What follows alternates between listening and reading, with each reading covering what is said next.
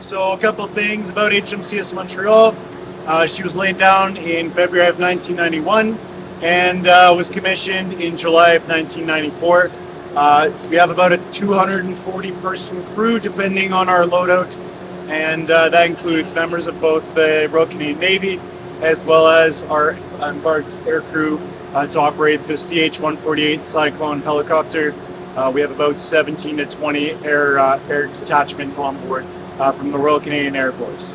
The helicopter itself, as you'll see behind me in the hangar, it's a multi-purpose helicopter that we've had on board. It replaced the old Sea Kings. It's a very, very capable helicopter. We fly it all the time, very reliable, and it can do.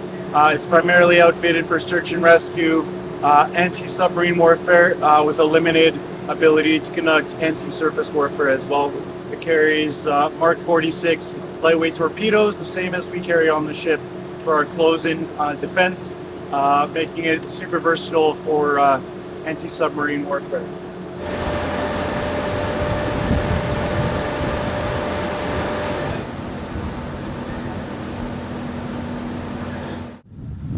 Okay, so this is our 57 millimeter main gun that we have on Montreal.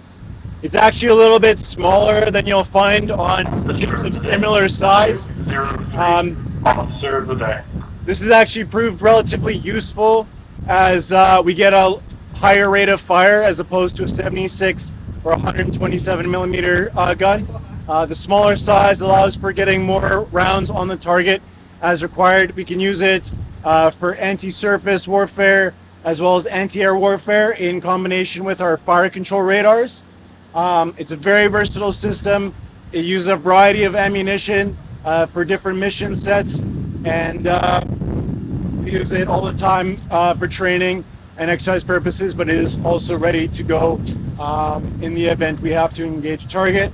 You're standing on the forecastle right now. This includes all the area of the upper decks forward of the superstructure and the bridge.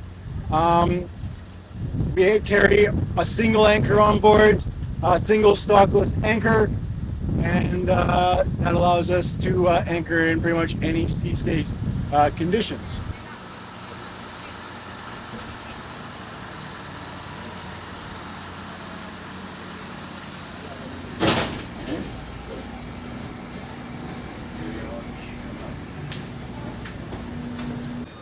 This is our port Rasport. So using this what we call our Rasbell, we can do a liquid replenishment of our fuel. So just a couple days ago, we liaised with the tanker, and we're able to refuel while underway. So we don't have to be in port to refuel. If we need to, we can get extended readiness by refueling while we're at sea alongside another tanker. We close up a full team here. We strike the guardrails, they send across lines, and then a large probe with a hose connected to it comes and seats into the bell right here. And it allows us to fuel while we're at sea, meaning we can stay out for a little bit longer.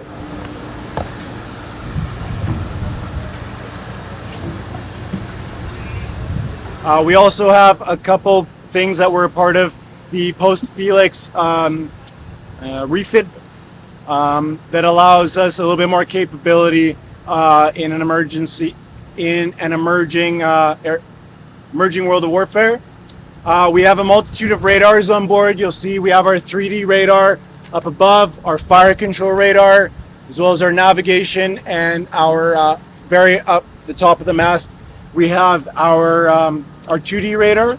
This allows us to see threats from much further out, as well as track air targets from anything from commercial aircraft that we are just making sure are staying clear of us, to anything from possible inbound threats.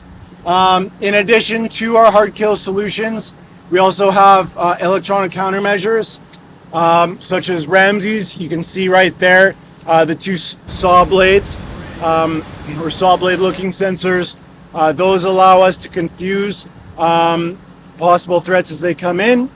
And then in addition to Ramses, we also have our mass launchers. So this is our multi-ammunition soft kill.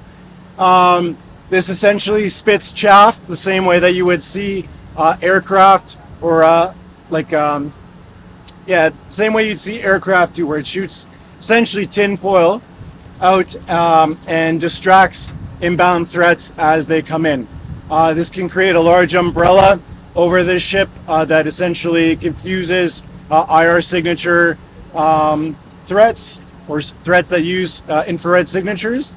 And in addition to that, just forward to that, we have our DLF. And I'll be honest, I wish I knew what that stood for, but we've tried and no one seems to know what DLF stands for. But essentially, you can think of it as a giant metallic beach ball. If in the event we have incoming threats that use a variety of homing measures, we can deploy our DLF system. It shoots a giant metallic beach ball out, and it creates a large signature that confuses and distracts incoming threats. Our primary job is to keep the ship safe, and this is a big tool in doing so. We have an echo sounder on board, as well as our two radars, as previously mentioned. And we have our Pooris. This is my favorite piece of equipment. From this, we can essentially navigate anywhere. This allows us to check the bearing of contacts through our gyro compasses, and allows us to make sure that contacts that we see out in the water are actually staying away from us. So this is probably the most important piece of kit from the bridge watchkeeper standpoint. But we have a variety of systems to make sure that we're acting safely in accordance with international maritime regulations.